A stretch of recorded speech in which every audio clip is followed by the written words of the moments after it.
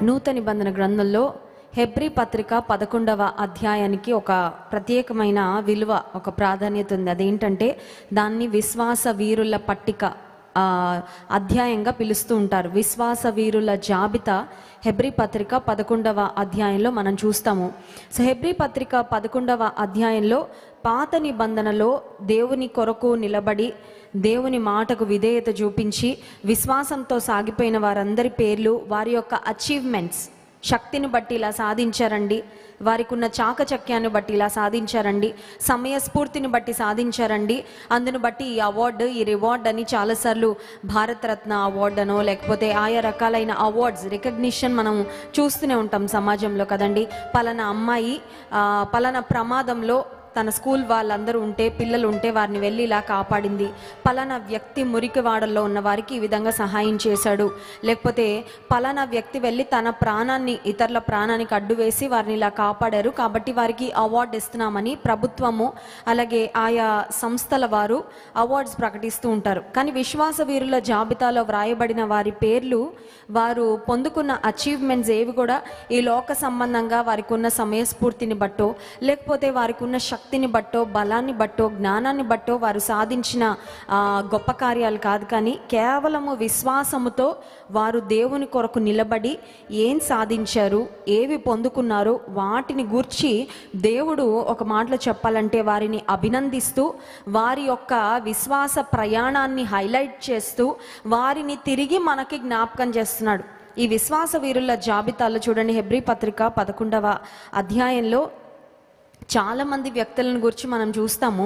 ఈ హెబ్రీ పత్రిక 11వ అధ్యాయంలో దాదాపు 40 వచనాలు ఉంటే, ఇంట్రెస్టింగ్ థింగ్ ఏంటంటే 8వ వచనం నుండి దాదాపు 19వ వచనం వరకు మనకి అబ్రహాము జీవితాన్ని గురించి కనబడుతుంది. అబ్రహాము అబ్రహాము అబ్రహాము అని అతని లైఫ్లో ఒక్కొక్క ఫేజ్లో, ఒక్కొక్క స్టేజ్లో అబ్రహాము ఎలా విశ్వాసంతో నడిచాడు, సాగిపోయాడు దేవుడు రాయించారు. చాలామంది పేర్లు ఉన్నాయి విశ్వాస వీరుల జాబితాలో. బట్ అబ్రహాము కొరకు దేవుడు అన్ని వచనాలు, లేకపోతే అంత ప్రాధాన్యత దేవుడు ఎందుకు ఇచ్చాడు అంటే, ఖచ్చితంగా అబ్రహాము చాలా తెగింపుతో, చాలా ధైర్యంతో, చాలా విశ్వాసంతో దేవుని కొరకు ముందుకు వెళ్ళాడు కాబట్టి ఒక విశిష్టమైన ప్రత్యేకమైన స్థానాన్ని దేవుని గ్రంథంలో పొందుకున్నాడు, దేవుని మనసులో కూడా పొందుకున్నాడు. చాలాసార్లు మనకు అనిపిస్తుంది, ఇతరుల కంటే ఎక్కువ విశ్వాసం కలిగి నేను ఉంటే నాకేమన్నా ఉపయోగమా అండి, నేను ఎక్కువ ప్రార్థన చేస్తే నాకేమన్నా ప్రయోజనమా, ఎక్కువ దేవుని యందు భయభక్తులు కలిగే చెడుతనాన్ని అసహించుకుంటే నాకేమన్నా ఉపయోగమా అంటే, నువ్వు విశ్వాసంలో ఇతరుల కంటే ఎక్కువగా ఉంటే ఆ విశ్వాస ఫలం ఎక్కువగానే నీ జీవితంలో చూస్తావు. ఇతరుల కన్నా ఎక్కువగా నువ్వు దేవుని సన్నిధిలో మొరపెడితే, ఇతరుల కంటే ఎక్కువగా దేవుని కార్యాలు ఖచ్చితంగా నీ జీవితంలో, నీ కుటుంబంలో చూస్తావు. ఇతరుల కన్నా ఎక్కువగా ఒకవేళ దేవుని కొరకు కొన్ని విషయాలను త్యాగం చేసి, త్యజించి వాటిని పెంటతో సమానంగా ఎంచుకొని ప్రభు కొరకు నిలబడితే, దేవుడు తన కృపను బట్టి ఆయన ఒక అధికమైన కృపనే నీకు కనుపరిచి ఒక అధికమైన విధానంలోనే దేవుడు నిన్ను వాడుకుంటాడు, నడిపిస్తాడు. కారణం ఏంటంటే, తన నామమును బట్టి చూపిన ప్రేమను మరుచుటకు దేవుడు అన్యాయస్తుడు కాడు. నేను ఎక్కువ దేవుని కొరకు బ్రతికితే ఎక్కువ ఫలం ఉంటుందా? ఉంటుంది. నేను ఎక్కువగా దేవుని కొరకు పని చేస్తే ఎక్కువ ఆశీర్వాదం ఉంటుందా? ఖచ్చితంగా ఉంటుంది. నేను ఎక్కువగా పాపాన్ని అసహించుకొని పరిశుద్ధతను ప్రేమించి దేవునికి ఇంపైన జీవితాన్ని జీవిస్తే దేవుడు నన్ను మెచ్చుతాడా? దేవుడు నన్ను మెచ్చుకుంటాడా? దేవుడు నాకు ఫలం ఇస్తాడా?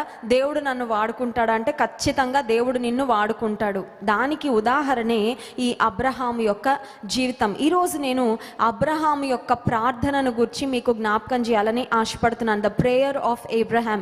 పాత నిబంధన గ్రంథంలో, క్రొత్త నిబంధన గ్రంథంలో చాలా మంది పురుషులు, స్త్రీలు వారు చేసిన ప్రార్థనలు వ్రాయబడి ఉన్నాయి. The prayers of many people. వారు ఎలాంటి ప్రార్థనలు చేశారు, వారి ప్రార్థనలో ఎలాంటి మాటలు పెట్టారు, వారి ప్రార్థనలకు దేవుడు ఎలాంటి ఫలం ఇచ్చాడు. ఓల్డ్ టెస్టిమెంట్లో, న్యూ టెస్టిమెంట్లో చాలా ఎగ్జాంపుల్స్ ఉన్నాయి. కానీ ప్రాముఖ్యంగా ఈరోజు నేను అబ్రహాము యొక్క ప్రార్థనను గురించి మరి మీ జ్ఞాపకం చేయాలని ఆశపడుతున్నాను. అసలు ఈ అబ్రహాము ఎవరు అని ఆలోచిస్తే, కల్దీయ దేశానికి చెందిన వ్యక్తి, ఒక అన్యుడుగా ఉన్నాడు.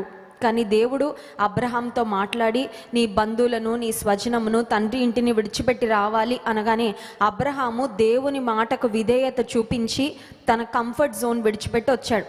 చాలాసార్లు మనం అబ్రహాంని హీరో ఆఫ్ ఫెయిత్ అని చూస్తాం, అబ్రహాం గురించి ఎక్కువగా మాట్లాడుకుంటాం. కానీ ఈ మధ్యకాలంలో దేవుడు నాకు ఒక ఆలోచన ఇచ్చారు.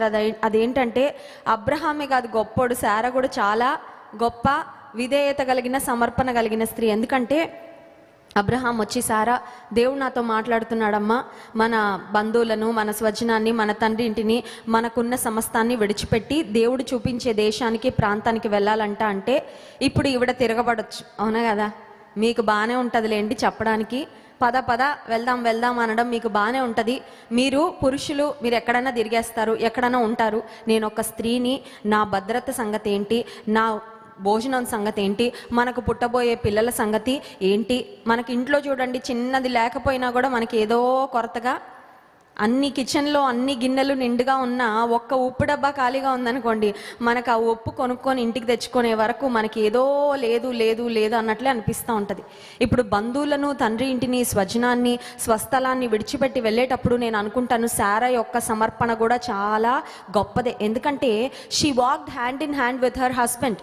తన భర్త ఏమో దేవుని చేతిలో చేయి వేసి వెళ్తున్నాడు, ఇప్పుడు శారా ఏమో తన భర్త చేతిలో చేయి వేసి వెళ్తుందంటే ఈమె సమర్పణ కూడా ఎంత గొప్పదండి.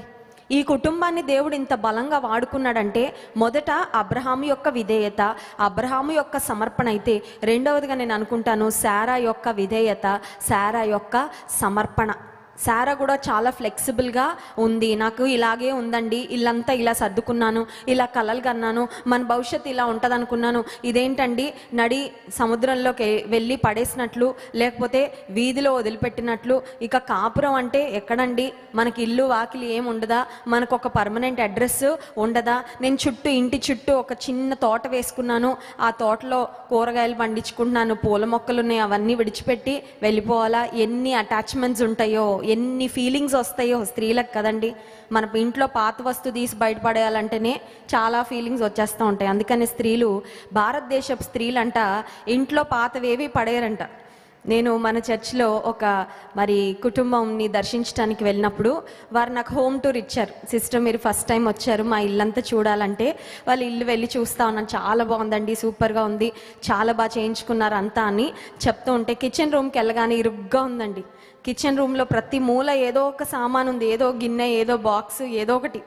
అయితే ఆ బ్రదర్ ఏం చెప్పారంటే, మా ఆవిడికి పాత వస్తువులు పడేయడం అస్సలు ఇష్టం ఉండదండి, ప్రతిదానికి ఏదో ఒక లింక్ పెట్టుకొని ఇది మళ్ళీ ఎప్పుడో ఉపయోగపడుతుందని అలా ఉంచుతుందండి. 4 కుక్కర్లు, 5 రోళ్ళు ఇవన్నీ ఉపయోగపడతాయండి, అవసరం ఉండదు. కానీ ఏమో ఎప్పుడైనా ఉపయోగపడతాయేమో అని ఒక ఫీలింగ్.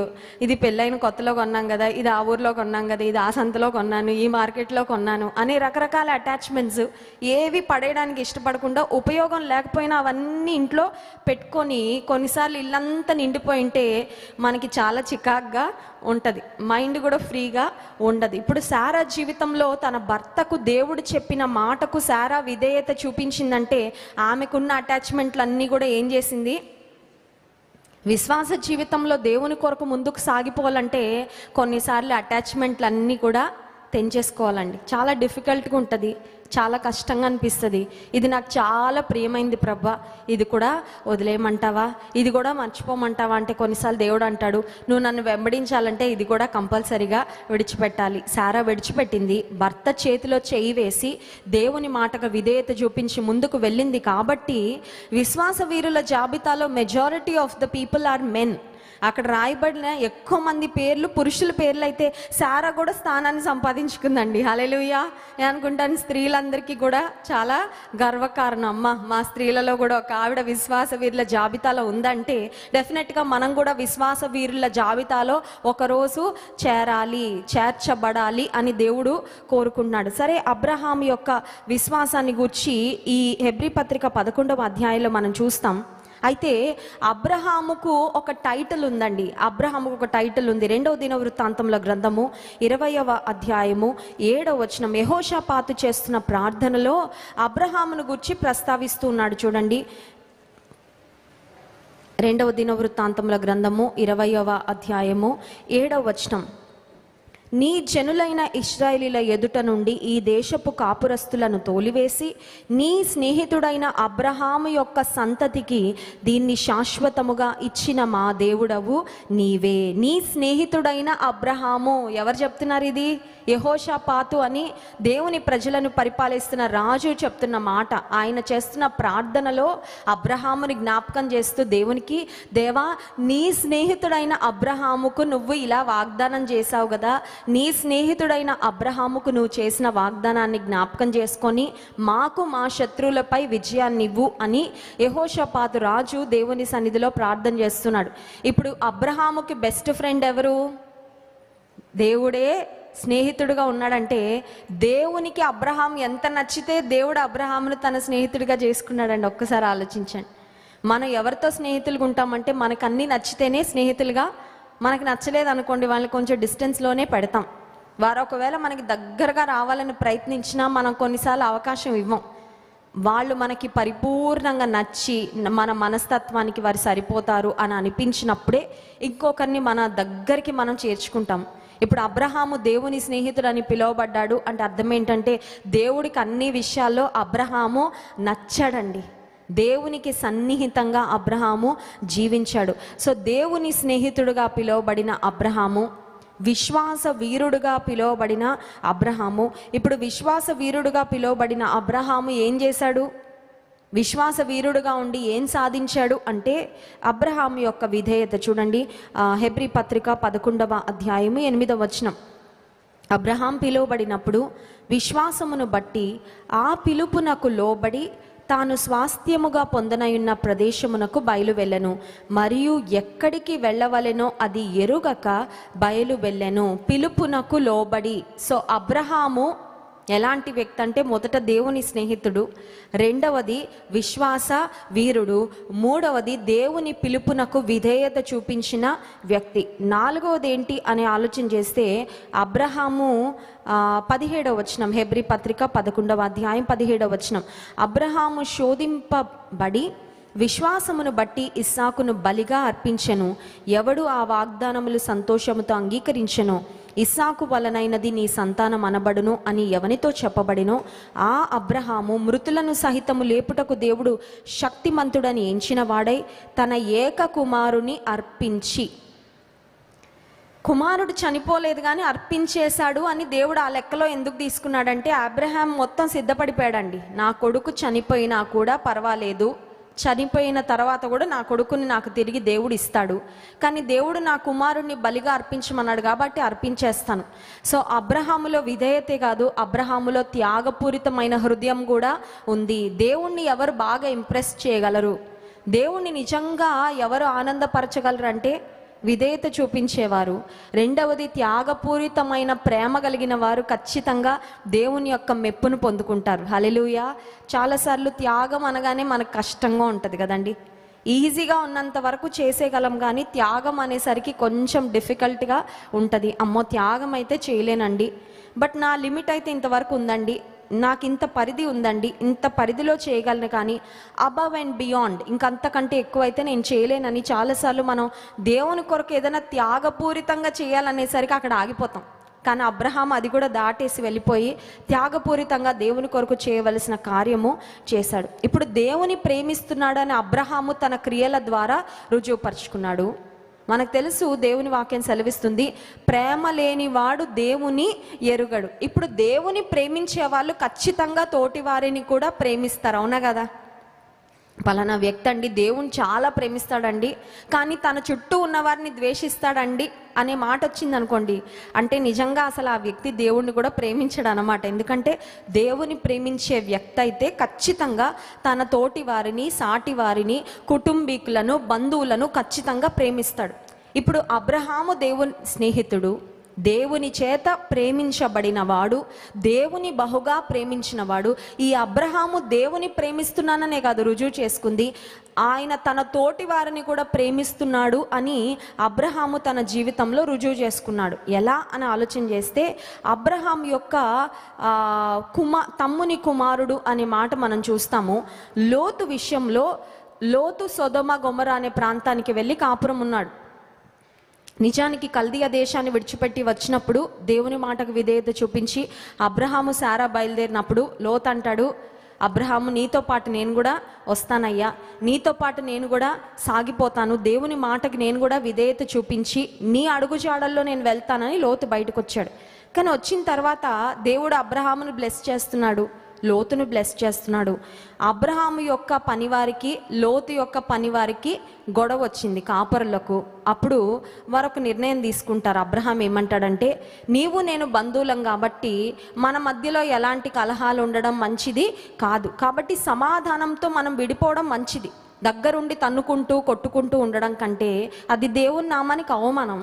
సమాధానంగా విడిపోయి ఎవరి దారిన వారు వెళ్తే అది మంచిదని అబ్రహాం ఒక మంచి సలహా చెప్తాడు. ఆ సమయంలో లోతు అనుకుంటాడు, ఇప్పుడు అబ్రహాం ఒక వైపుకు వెళ్తే నేను ఒక వైపుకు వెళ్ళాలి, కాబట్టి అబ్రహాము నాకు ఫస్ట్ చాయిస్ ఇస్తే బాగుండు అనుకుంటారు. ఇప్పుడు 2 చీరలు ఎవరైనా కొనుక్కొచ్చారు అనుకోండి, మనకి రెండిట్లో ఒకటి నచ్చుతుంది బాగా కదా, రెండు ఒకటేలాగా ఎప్పుడు ఉండవు, ఒకటి బెస్ట్ ఉంటుంది యూజువల్గా. అది ముందు ఎంచుకోవడానికి నాకు ఛాన్స్ వస్తే బాగుండని ఎవరైనా అనుకుంటారు కదండి.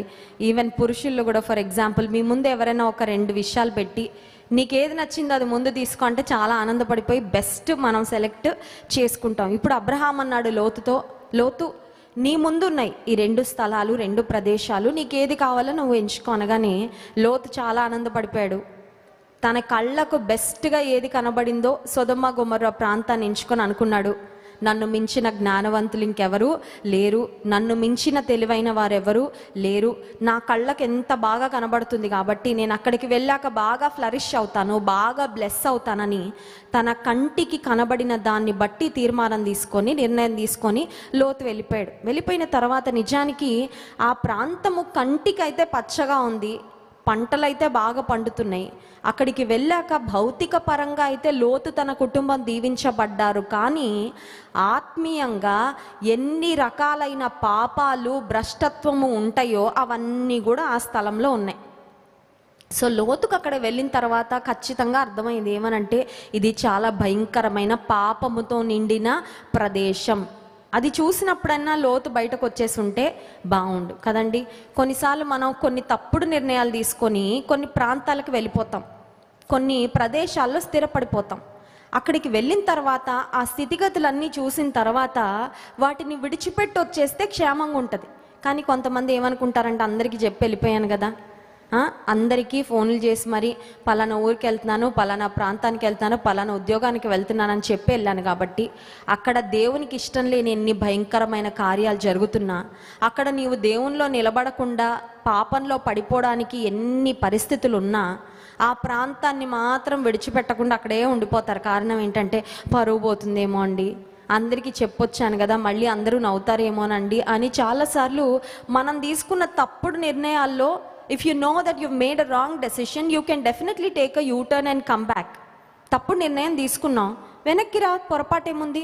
ఇప్పుడు కొన్నిసార్లు రోడ్డు ఉంది, అది కరెక్ట్ రూట్ అనుకొని వెళ్తామండి, వెళ్తున్నప్పుడు మనకు అర్థమవుతుంది అది రాంగ్ రూట్. లేకపోతే కొన్నిసార్లు అక్కడ ఏం పెడతారంటే డెడ్ ఎండ్ అని బోర్డు పెడతారు. నేను ఇది కరెక్ట్ రూట్ అనుకొని వెళ్ళాను కాబట్టి నా ఆలోచన ఎప్పుడు తప్పవదు, డెడ్ ఎండ్ అయినా కూడా అటే వెళ్తానంటే అది తెలివి తక్కువతనం కదండి.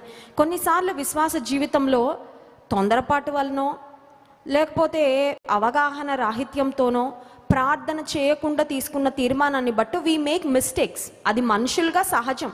మనం ఎవరం కూడా all the time perfect decisions తీసుకుంటాము, మనం తీసుకున్న నిర్ణయాల్లో ఇక తిరిగే లేదు అని చెప్పుకోగలిగిన వాళ్ళు ఎవ్వరూ లేరు. కారణం ఏంటంటే మనుషులం కాబట్టి కొన్నిసార్లు డెఫినెట్గా మనం తప్పుడు నిర్ణయాలు తీసుకునే అవకాశం ఉంటుంది. మన స్వబుద్ధిని ఆధారం చేసుకోబట్టో, తప్పుడు సలహా తీసుకోబట్టో, లేకపోతే అజ్ఞానంతోనో, లేకపోతే అనాలోచితంగానో, తొందరపాటులోనో కొన్ని నిర్ణయాలు తీసుకొని కానీ ముందుకు వెళ్ళాము. ఇది దేవుని చిత్తం కాదు, ఇక్కడ పాపం ఉంది, ఇక్కడ అపవిత్రత ఉంది, ఇక్కడ ఉంటే నేను ఆత్మీయంగా దిగజారిపోతాను తెలిసిపోయింది. అప్పుడు ఏం చేయాలండి?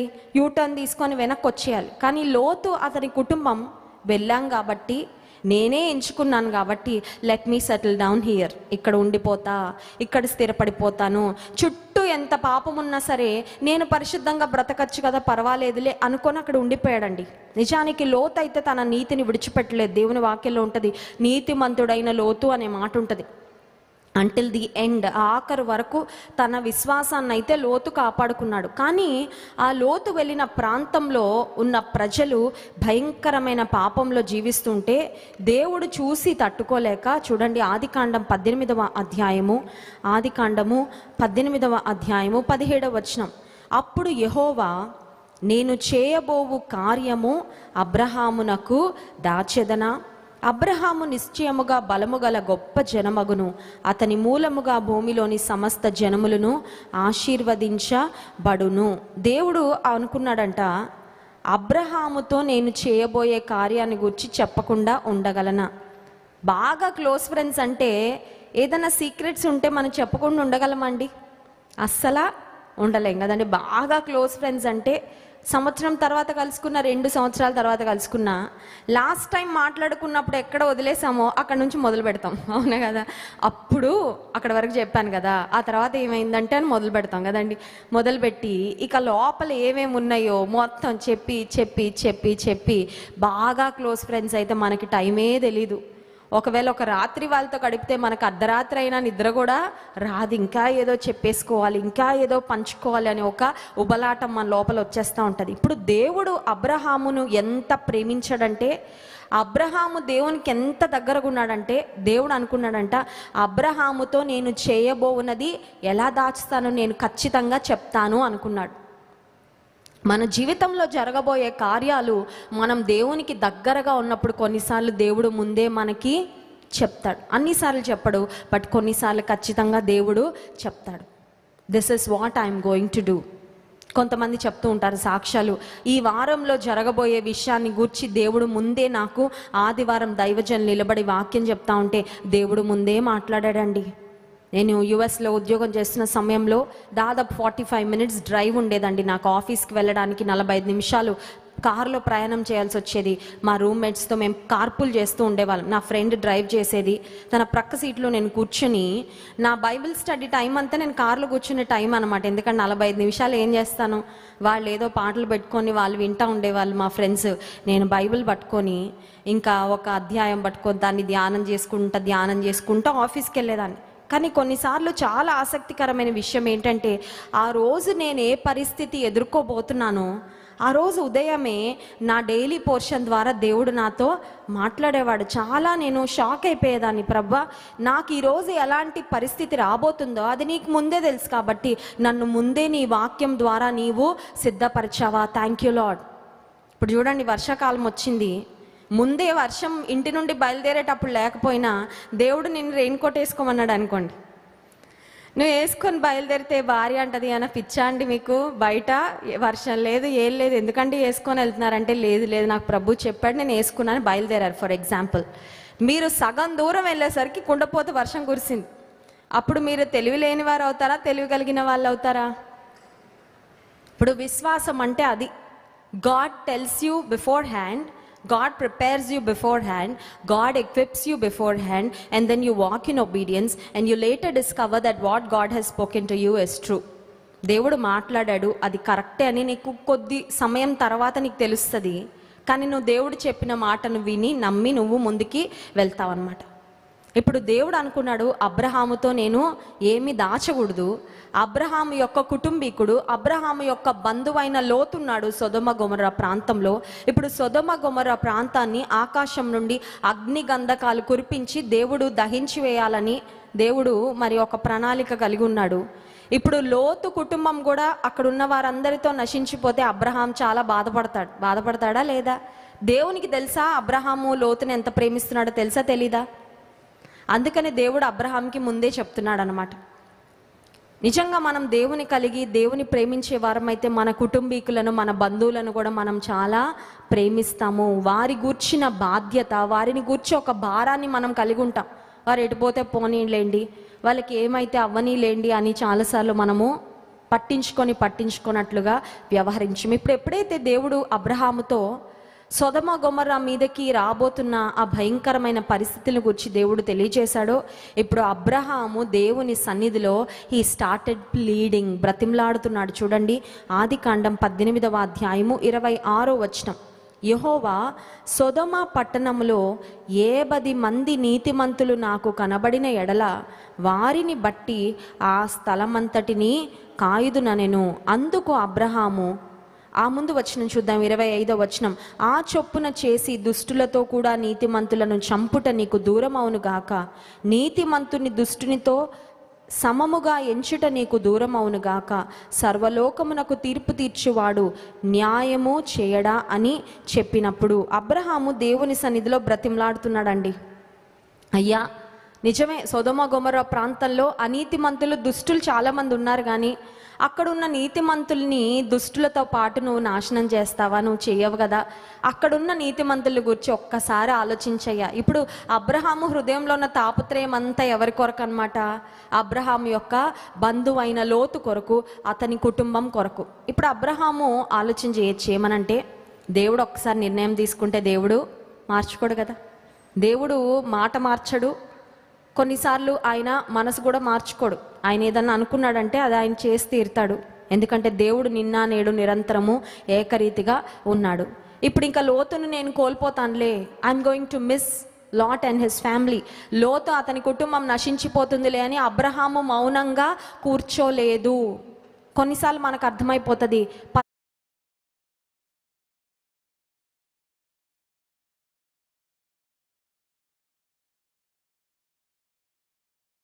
అలానా వ్యక్తులు ఉన్న పరిస్థితులను బట్టి ఖచ్చితంగా వారి మీదకి దేవుని కోపము వస్తుంది.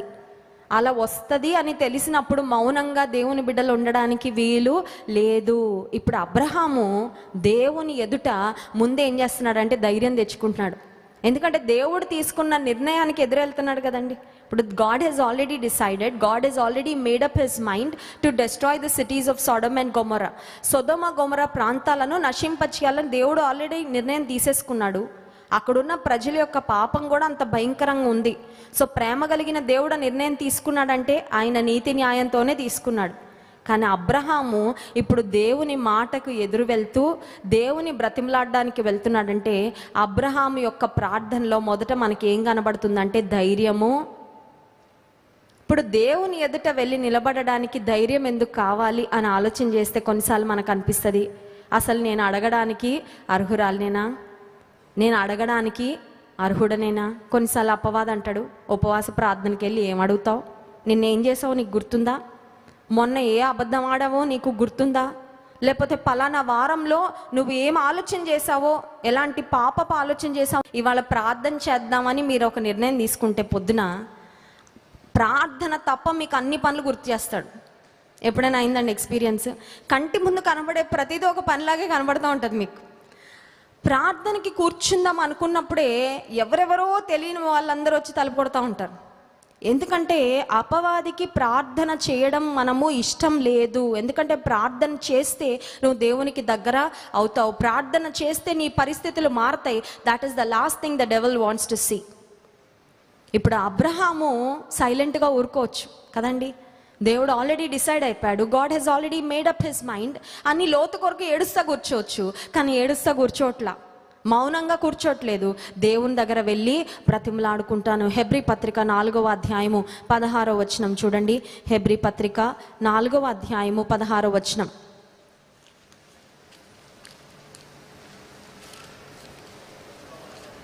గనుక మనము కనికరింపబడి సమయోచితమైన సహాయము కొరకు కృప పొందునట్లు ధైర్యముతో కృపాసనము యొద్దకు చేరుదము. హల్లెలూయా. Let us approach the throne of grace with boldness and confidence అనే మాట ఉంటుందండి. దేవుని యొక్క కృపాసనం యొద్దకు ధైర్యంతో. ఈ ధైర్యం ఎందుకు వచ్చింది, ఎలా వచ్చిందంటే ఆయన తండ్రి, మనం బిడ్డలం కాబట్టి. చూడండి, పిల్లలు ఎవరైనా సరే తండ్రి దగ్గరికి వెళ్ళి ఏమైనా అడగడానికి భయపడతారండి? పిల్లలు ఎప్పుడు కూడా తండ్రిని ఏమైనా అడగడానికి భయపడరు. కారణం ఏంటంటే వాళ్ళకి తెలుసు, మా నాన్న దగ్గరికి వెళ్ళి అడిగితే మాకు ఏవైనా సరే మా నాన్న, తండ్రి ఒకవేళ అడిగితే ఇవ్వను అని అన్న చెప్తాడేమో, తర్వాత ఇస్తానని అన్న అంటాడేమో, కానీ పిల్లలు వెళ్ళి అడిగితే ఇది అడుగుతావా, ఇంత పెద్దది అడుగుతావా అని ఏ తండ్రి అయినా గద్దిస్తాడండి పిల్లల్ని? I don't think there is any father. ఏ తండ్రి తన బిడ్డలు వెళ్ళి ఇంత కొనివ్వు నానా, లేకపోతే ఇంత పెద్దది ఇవ్వు నానా అని అడిగితే, అమ్మ ప్రస్తుతానికి మనకు స్తోమత లేదు కానీ ఖచ్చితంగా నేను ప్రయత్నం అయితే చేస్తానులే అని అంటాడేమో. లేకపోతే బిడ్డ యొక్క ఆశను మనసులో పెట్టుకొని దాన్ని ఏ విధంగా ఆ బిడ్డకు అందించాలో ఆలోచన చేస్తాడేమో. కానీ నువ్వు ఇంత పెద్దది అడుగుతావా, లేకపోతే ఇంత గొప్పగా నువ్వు అడుగుతావా అని ఏ తండ్రి కూడా గద్దించడు. కారణం ఏంటంటే తండ్రికి బిడ్డ మీద ఉన్న ప్రేమ, తండ్రికి బిడ్డతో ఉన్న బంధము అంత శ్రేష్టమైనది. కాబట్టి ఇప్పుడు దేవుని కృపాసనం దగ్గరకు వచ్చేటప్పుడు ఎలా రావాలంట? ధైర్యంతో. ఎందుకు ధైర్యం అంటే ఆయన తండ్రి, మనం ఆయన బిడ్డలం కాబట్టి, ఆయన సమస్తము చేయగలిగిన తండ్రి కాబట్టి ఆయన వద్దకు మనం ధైర్యంతో రావాలి. సరే, ధైర్యంతో అబ్రహాం వచ్చి అడుగుతా ఉన్నాడు. చూడండి, ఆదికాండం 18వ అధ్యాయము 26వ వచనంలో అబ్రహాము చాలా హై ఎక్స్పెక్టేషన్లో ఉన్నాడండి. అబ్రహాం అనుకుంటున్నాడు, సొదొమ గొమొర్రా ప్రాంతంలో ఎన్ని వేల మంది, ఎన్ని లక్షల మంది జనాభా ఉన్నారు నాకు తెలియదు ఆ కాలంలో. కానీ అబ్రహాం అనుకుంటున్నాడు, అట్లీస్ట్ 50 పీపుల్ ఉండరా, దేవుని ఎడల భయం కలిగేవారు అట్లీస్ట్ 50 మంది అన్నా ఉంటారని 50 మంది దగ్గర మొదలుపెట్టాడు. దేవుడు అన్నాడు, 50 మంది ఉన్నా వదిలిపెడతాను, కానీ అంతమంది కూడా లేరు కదా అబ్రహాం అంటే. ఇప్పుడు దేవునితో చిన్న బేరం ఆడుతున్నాడండి. చూడండి 26వ వచనం, 27వ వచనం, అందుకు అబ్రహాము, ఇదిగో ధూళియు బూడిదయునైన నేను ప్రభుతో మాటలాడ తెగించుచున్నాను. అయ్యా, 50 మంది ఉంటే ఆ ప్రాంతాన్ని నాశనం చేయకని అడగడమే చాలా ఎక్కువ, కానీ మళ్ళీ అడుగుతున్నాను. ఇప్పుడు ఎలా అడుగుతున్నాడంటే తగ్గింపుతో అడుగుతున్నాడు. ఇక్కడ అబ్రహాం ప్రార్థనలో ఒక కాంబినేషన్ కనబడుతుందండి. ఏంటంటే his prayer is filled with boldness and humility. ధైర్యంతో చేస్తున్నాడు, తగ్గింపుతో. రెండూ ఉండాలండి. కొంతమంది తగ్గింపు ఎక్కువైపోయి అడగాల్సింది కూడా అడగరు. అర్థమవుతుందా? తగ్గించుకొని తక్కువ ప్రార్థన చేద్దాంలేండి, ఎందుకంటే బాగా తగ్గించుకోవాలి కదా, ఇంతే అడుగుదాం చాలు.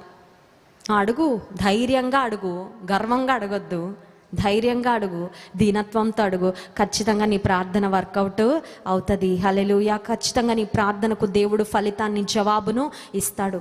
ఇప్పుడు అబ్రహాము దేవుని అడుగుతున్నాడు, దుమ్ముయు ధూళియు అయిన నేను, ధూళియు బూడిదయునైన నేను ప్రభుతో మాట్లాడి తెగించుచున్నాను. 45 మంది ఉంటే వదిలిపెడతావయ్యా అంటే 45 మంది కూడా లేరు. ఆ తర్వాత ఈ వచనాలన్నీ మీరు 32వ వచనం వరకు చూస్తే 50 మెంబర్స్ అన్నాడు, 50 మంది లేరు. 45 అన్నాడు, అంత కూడా లేదు. 40 మంది నీతిమంతులుంటే ఆ ప్రాంతాన్ని నాశనం చేయకుండా ఉండు ప్రభు అంటే 40 మంది కూడా లేరు. 30, 20, 10 మంది కూడా. అబ్రహాం అనుకుంటాడు నీతిమంతులు చాలా మంది ఉన్నారు, 50 మంది అనుకొని మొదలుపెట్టాడు. కానీ రియాలిటీ ఏంటంటే 10 మంది కూడా లేరు, 10 మంది కూడా లేరు. అయినా అబ్రహాం బ్రతిమలాడుతానే ఉన్నాడండి. Abraham is still pleading for his family. Abraham తన కుటుంబీకుడైన లోతు కొరకు మనవి చేస్తున్నాడు. దేవుడు అబ్రహాము యొక్క ప్రార్థన విని 10 మంది లేకపోయినా లోతును తన కుటుంబాన్ని బయటకు తీసుకురావడానికి దేవదూతల్ని పంపించాడండి. హల్లెలూయా. నీ ప్రార్థన నీ కుటుంబానికి ఉపయోగపడుతుందా చెప్పండి? ఖచ్చితంగా ఉపయోగపడుతుంది. హల్లెలూయా. మన ప్రార్థన మన కుటుంబానికి ఉపయోగపడుతుందా? ఉపయోగపడుతుంది. మన ప్రార్థన మన బంధువులకు ఉపయోగపడుతుందా? ఖచ్చితంగా ఉపయోగపడుతుంది. మనం చేసే ప్రార్థన మన స్నేహితులకు ఉపయోగపడుతుందా? ఖచ్చితంగా. ఇంకెంత పట్టుదలగా మనం ప్రార్థన చేయాలి. బహుశా నీ భర్తకి ఉద్యోగానికి వెళ్ళడం వల్ల ఇక్కడికి వచ్చి ప్రార్థన చేసే అవకాశం లేదేమో, లేదంటే మీ భార్యకు అవకాశం లేదేమో, బిడ్డలు స్కూల్స్కి వెళ్ళిపోయారు, కాలేజెస్కి వెళ్ళిపోయారు, ఉద్యోగాల్లో ఉన్నారు, వారికి సమయం లేదేమో. But God he's given us this opportunity.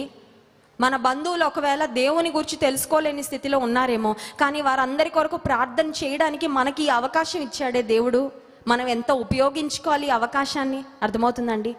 అవకాశాలు అన్ని సమయాలలో అందరికీ రావు, కానీ దేవుడు ఈ అవకాశాన్ని ఆయన దగ్గర బ్రతిమలాడుకోవడానికి మనకి ఇచ్చినప్పుడు మనం ఎంతగా వాడుకోవాలి, ఎంతగా ఉపయోగించుకోవాలి. అబ్రహాం దేవుని స్నేహితుడు. He started pleading, he started interceding. దేవుని సన్నిధిలో ఒక బేరం ఆడినట్లుగా బ్రతిమలాడుతుంటే దేవుడు అబ్రహాం యొక్క ప్రార్థన విని లోతును అతని కుటుంబాన్ని దేవుడు అఫ్ కోర్స్ బయటకు వచ్చిన వెనక్కి తిరిగి చూసి లోతు భార్య ఉప్పు స్తంభం అయిపోయింది, కానీ అది స్వయంకృతాపరాధం. అది అబ్రహాం యొక్క ప్రార్థనలో శక్తి లేకపోవడం కాదు. అబ్రహాం యొక్క ప్రార్థన దేవుడు 100% ఆలకించి లోతును అతని కుటుంబాన్ని దేవుడు స్పేర్ చేశాడు. అయితే నేను ఇక్కడ అడగాలనుకున్న ఒక ప్రశ్న ఏంటంటే, అబ్రహాము దేవుని ప్రేమించి తన కుటుంబీకులను, తన బంధువులను కూడా ప్రేమించిన వ్యక్తిగా ఉంటే, ఈరోజు నా ప్రశ్న ఏంటంటే, మనము ఎంతగా మన కుటుంబీకులను, మన బంధువులను, మన స్నేహితులను ప్రేమిస్తున్నామంటే వాళ్ళకి ఏదో బహుమానాలు కొనివ్వడం, వాళ్ళకి ఏదో బట్టలు ఇవ్వడం, లేకపోతే వారికి ఏదైనా ఆర్థికంగా సమస్యల్లో ఉంటే వారికి డబ్బులు ఇవ్వడం, వారికి ఏదో ఒక విధంగా ఫిజికల్గా వాళ్ళకి ఏదో ప్రొవైడ్ చేసి వాళ్ళని ప్రేమిస్తున్నామని చూపించడం కాదు. I want to talk about how responsible you are about their spiritual well-being. వారి ఆధ్యాత్మిక క్షేమాన్ని గురించి ఎంత మనం ఆలోచిస్తున్నాం. అబ్రహాము లోతు జీవితంలో, లోతుకు ఒక కష్టం వచ్చినప్పుడు లోతును కాపాడాడు. చూడండి, ఆదికాండం 14వ అధ్యాయంలో, ఆదికాండం 14వ అధ్యాయము 11వ వచనం. అప్పుడు వారు సొదొమ గొమొర్రాల ఆస్తి యావత్తును వారి భోజన పదార్థములన్నీ పట్టుకొని పోయిరి. మరియు అబ్రాము సోదరుని కుమారుడైన లోతు సొదొమలో కాపురముండెను గనుక అతని ఆస్తిని పట్టుకొని పోగా, తప్పించుకొనిన ఒకడు వచ్చి హెబ్రీయుడైన అబ్రహామునకు ఆ సంగతి తెలిపెను. అప్పుడు అతడు ఎష్కోలు సహోదరుడును అన్లేరు సహోదరుడైన మమ్రే అను అమోరీని ఏలోను వనములో కాపురముండెను. 14వ వచనం. అబ్రాము తన తమ్ముడు చెరపట్టబడినని విని తన ఇంట పుట్టి అలవర్చబడిన 318 మండుగురిని వెంట పెట్టుకొని దాను మట్టుకు ఆ రాజులను తరిమి, 16వ వచనం, ఆస్తి యావత్తు తిరిగి తెచ్చి తన తమ్ముడైన లోతును, అతని ఆస్తిని, స్త్రీలను, ప్రజలను తిరిగి తీసుకొని వచ్చెను. హల్లెలూయా. లోతుకు ఒక కష్టం వస్తే, లోతు మీద అన్య రాజులు వచ్చి సొదొమ గొమొర్రా ప్రాంతంలో లోతును, అతని ఆస్తిని, అతని కుటుంబాన్ని తీసుకొని వెళ్ళిపోతే, అబ్రహాము తన దగ్గరున్న వారందరినీ, సైన్యాన్ని, మనుషులను వెంట పెట్టుకొని వెళ్ళి వారితో పోరాడి వాళ్ళ ప్రాణాలు కాపాడి వారి ఆస్తిని కాపాడాడండి. కానీ ఇక్కడ పరిస్థితి ఏంటంటే, లోతు మీదకి మరణమే వచ్చింది. లోతు ఏదో జస్ట్ ఆస్తినో కుటుంబీకులనో కోల్పోలేదు. His whole family, everything he has is going to be destroyed. Lot యొక్క కుటుంబము, లోతు యొక్క సమస్తము, లోతు యొక్క ప్రాణాన్ని కూడా కోల్పోయే పరిస్థితి వస్తే, ఇప్పుడు అబ్రహాం అనుకుంటున్నాడు, నేను వెళ్ళి పోరాడడానికి, జయం పొందడానికి, సాధించడానికి ఏం లేదు, ఇక చేయగలిగిందల్లా వారి కొరకు ప్రార్థన చేయడమే, దేవుని సన్నిధిలో మొరపెట్టడమే. నీ బంధువులు గూర్చి, నీ స్నేహితులను గూర్చి ఆధ్యాత్మికంగా నీవు బాధ్యత తీసుకుంటున్నావా? దేవుని కలిగిన మనమే బాధ్యత తీసుకోవాలండి. ఎందుకంటే వారికి రక్షణను గుర్చిన విలువ తెలీదు, వారికి పరలోక రాజ్యాన్ని గుర్చిన విలువ తెలీదు, వారి మీదకి ఏ నిత్య నాశనం రాబోతుందో దేవుని ఎరుగని వారికి they do not know what kind of a destruction is ahead. వారి ఎదుట ఉన్న భయంకరమైన పరిస్థితులు ఏంటో వారికి తెలియదండి. కానీ ప్రభువులో ఉన్న మనకి తెలుసు. మన యొక్క బంధువులు, మన యొక్క స్నేహితులు, మన యొక్క కుటుంబీకులు, దేవుని ఎరుగని వారు ఎటువంటి నిత్య నరకాగ్నికి వెళ్ళబోతున్నారో మనకి తెలుసు, వారికి తెలీదు. కానీ వారిని ప్రేమించేవారిగా మనం ఏం చేయాలంటే, అబ్రహాము వలె దేవుని సన్నిధిలో వారి కొరకు మొరపెట్టాలి. ప్రార్థన చేస్తున్నానండి, ఏం కనబడట్లేదండి, మార్పు అంటే మార్పు కనబడే వరకు ప్రార్థన చేయాలి. హల్లెలూయా. ప్రార్థన అంటే అర్థం ఏంటంటే పుష్ అంట. పుష్ అంటే తోయడం కదా. ఇప్పుడు బీరువా, మీరు ఇంట్లో ఒక ప్లేస్ మారుస్తున్నారు, ఇల్లు మారుతున్నారు, బీరువా తోస్తుంటే బాగా బరువుగా ఉందండి అని అక్కడ వదిలేసి వెళ్ళిపోతామండి కొత్త ఇంటికి. యు పుష్ ఇట్ కదా, you push it harder and harder కదిలే వరకు. ప్రార్థన అంటే కూడా it's a kind of pushing, PUSH. దాని ఫుల్ ఫామ్ ఏంటంటే pray until something happens. Push, PUSH, pray until something.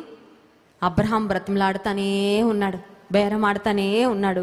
Lord, I will not stop praying until you protect my family. దేవా, నువ్వు నా కుటుంబాన్ని కాపాడుతాననే వరకు నేను ప్రార్థన చేస్తూనే. మనమేమో అలసిపోతాం, మనమేమో మర్చిపోతాం కదండి. మనమేమో కొద్ది రోజులు ప్రార్థన చేసి ఏం మార్పు రావట్లేదండి, ఇంకా కఠినం అయిపోతున్నారండి, ఇంకా పాపంలో మునిగిపోతున్నారండి, ఇంకా దేవుడికి దూరం అయిపోతున్నారండి, అందుకని నేను ఇంకా ప్రార్థన చేయడం మానేస్తానని కొన్నిసార్లు మనము ప్రార్థన యందు ఆసక్తిని లేని వారముగా, ఆసక్తిని కోల్పోయే వారముగా ఉంటాము. కానీ ఈరోజు అబ్రహాము యొక్క ప్రార్థన తన సహోదరుని కుమారుడైన లోతును, అతని కుటుంబాన్ని ఎలా కాపాడిందో దేవుడు మనకి జ్ఞాపకము చేశాడు. మనకి యోబు జీవితాన్ని గురించి కూడా మనం చూసినట్లయితే, యోబు తన స్నేహితుల కొరకు ప్రార్థన, ఇతరుల కొరకు మనం చేసే ప్రార్థన దేవుడు వింటాడా? ఖచ్చితంగా వింటాడు. చాలామంది అన్యులు మాతో చెప్పే మాట ఏంటంటే, పొరుగువాన్ని ప్రేమించు అని దేవుడు చెప్పాడు. కాబట్టి ఆయన ఆజ్ఞను మనం శిరస వహిస్తూ అందరినీ ప్రేమించి అందరి క్షేమాన్ని మనము కోరుకునే వారం.